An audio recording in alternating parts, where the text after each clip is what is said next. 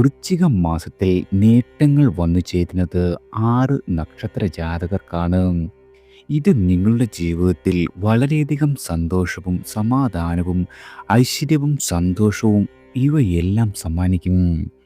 ആരോഗ്യപരമായും കരിയറിൻ്റെയും സമ്പത്തിൻ്റെയും കാര്യത്തിൽ വളരെയധികം വലിയ മാറ്റങ്ങളാണ് നിങ്ങൾക്കിനി സംഭവിക്കുവാൻ പോകുന്നത്.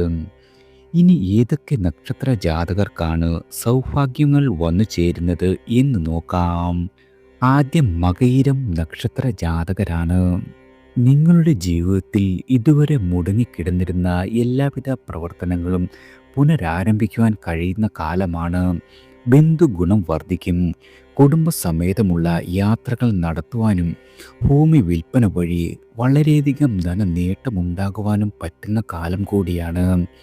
തൊഴിൽപരമായി വളരെയധികം ഉയർച്ചയുണ്ടാകും. ഭാഗ്യപുഷ്ടി വർദ്ധിച്ചു വരുന്ന സമയമാണ്.